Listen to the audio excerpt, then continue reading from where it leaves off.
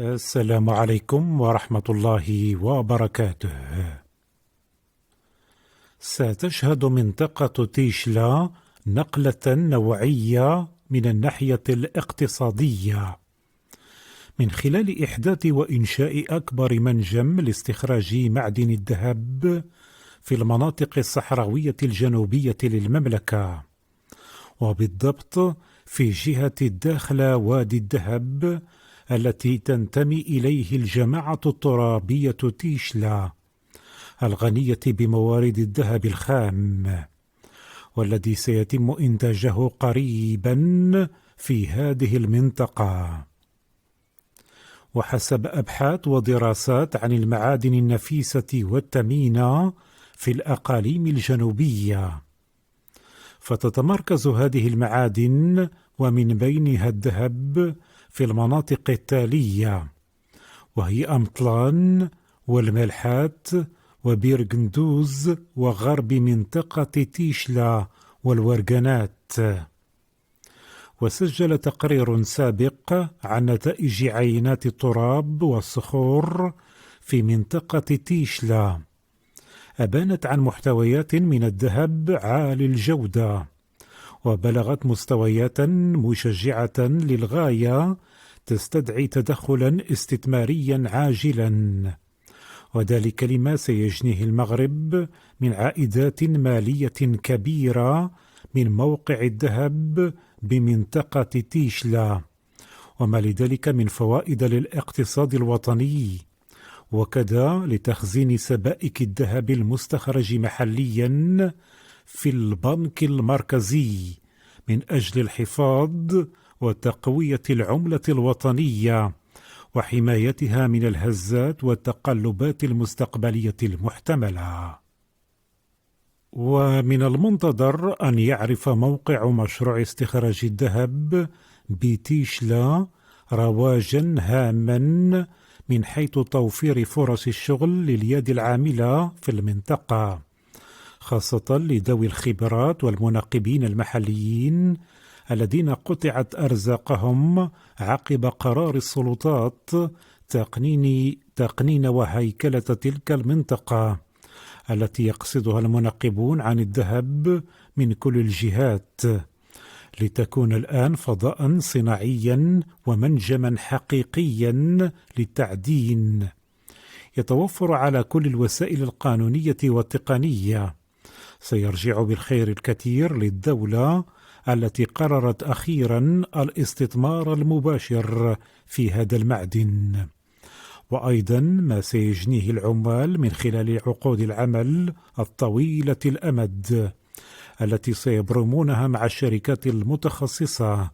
التي ستعمل وتشرف على منجم الذهب في منطقة تيشلا التابعة للأقاليم الصحراوية الجنوبية للمملكة. وبذلك سيكون معدن الذهب المكتشف حديثا وبكميات كبيرة في الجنوب المغربي سيعطي دفعة جديدة لعملية التنمية، ويقوي من حجم الثروة المعدنية التي تزخر بها تلك المناطق، والتي لم يكتشف منها إلى القليل، وما زالت عملية الدراسات والتنقيب مستمرة وبدون توقف، خاصة بعد زيادة منح الرخص لجميع المهتمين مغاربة كانوا أو أجانب من خلال المساهمة في تثمين واستغلال وكشف كل الفوائد والخبايا المتعلقة بحجم الثروة المعدنية التي تحتويها وتزخر بها المنطقة الجنوبية. بدأ حمى الذهب يصل إلى منطقة تيشلا القريبة من إقليم أوسرد، حيث تشهد حركة غير عادية لأشخاص ينقبون عن الذهب جاءوا من موريتانيا وباقي المدن الجنوبية المغربية، وحتى من مناطق بعيدة خاصة من الشمال المغربي. معظمهم من هواة ومحبي صيد المعادن والنيازك في المناطق البعيدة، كالصحارى القاحلة والمناطق النائية. ومنذ سنوات عديدة انتشرت في الصحراء المغربية جنوبا أخبار عن وجود الذهب في باطن أرض تيشلا، فخرج المئات من سكان المدن واتجهوا صوب المنطقة مرفوقين بآلات الكشف عن الذهب، جالبين معهم ما تيسر من ماء وطعام يكفيهم لعدة أيام في رحلتهم تلك المحفوفة بالعديد من المخاطر، خاصة وجود الألغام الأرضية المضادة للأفراد، زيادة على المطاردات المفاجئة التي تقوم بها دوريات الجيش التابعة للقيادة الجنوبية لدى القوات المسلحة الملكية. ويختار المنقبون عن الذهب فصل الخريف أو الشتاء، في بعض الأحيان يفضلون الربيع، ويتم اختيار هذه الظرفية بالذات لأن الجو يكون أكثر برودة، مما يسهل صعود الذهب إلى الأعلى ويقترب بشكل كبير من سطح الأرض، فيكون الوصول إليه سهلا وممكنا، عكس فصل الصيف حيث ينزل المعدن للاختباء في أعماق باطن الأرض، وبالتالي تتعقد عمليات الوصول إليه واستخراجه، خاصة في ظل المعدات والإمكانات البسيطة التي يملكونها. وبعد توالي الشهور والسنوات على خروج ساكنة مدن وقرى الصحراء إلى منطقة تيشلا الغنية بالذهب، وذلك في بحثهم على هذا المعدن النادر، إلا أن الآن كل شيء انتهى،